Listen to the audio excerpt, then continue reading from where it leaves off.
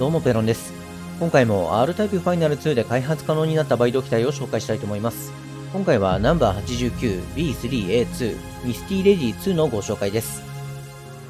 ミスティレディ2は霧状防護膜によって敵のビームを乱発射させ機体を守ろうとしたようですが、フォースのような防御力は手に入れることはできなかったみたいですね。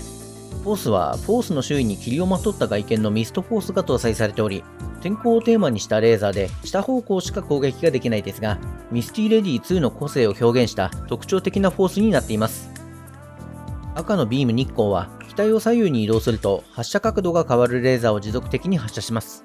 レーザーの破壊力はあまり高くないですが、機体の下方向と右方向以外に対するまともな攻撃方法がないミスティレディ2において、機体の左側を攻撃可能な唯一の攻撃方法であるビットからの射撃補助が使用できる重要なレーザーですね。レーザーの能力というよりは射撃補助を使うためという意味合いが強いため、ミスティレディ2では必ずラウンドビットか眼球ビットを装備してください。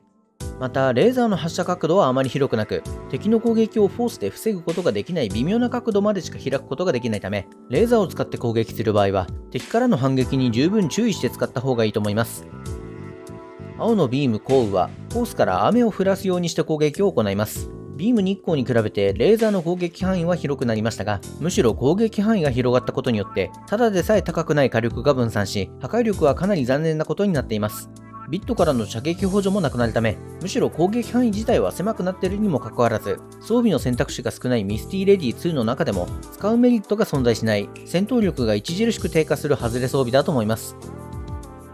黄色のビーム落雷は持続的にレーザーを発射できない代わりに雷が4方向に分かれて飛んでいくため、ミストフォースの中で最も角度をつけて攻撃を行うことができるレーザーの仕様になっていますね。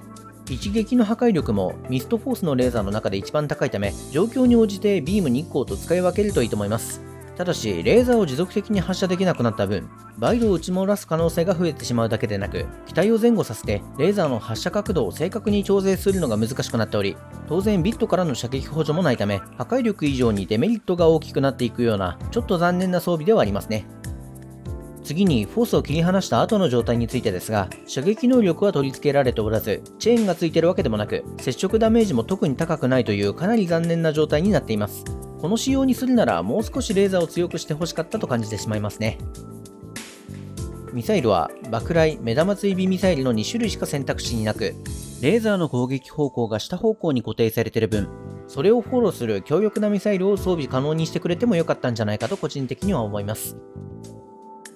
波動砲はニトロスプレイが搭載されており、発射されてから徐々に上に向かって移動する軌道を描きます。着弾地点で爆発するようなエフェクトになった点と破壊力以外はアシッドスプレイとほとんど変化はないですね。レーザーの攻撃は下方向にしか攻撃ができないミスティレディ2にとっては貴重な正面と上方向に対する攻撃手段のため、基本的にはレーザーよりもニトロスプレイを中心で戦うことが多くなると思いますが、上方向への攻撃は機体から少し離れた場所で右方向限定という条件付きのため、上方向への火力としてとても十分とは言えないですね。上方向への攻撃を行う場合も波動砲の軌道と攻撃対象の出てくる場所やスピードを全て計算する必要があるため、扱いもかなり難しい部類の波動砲だと思います。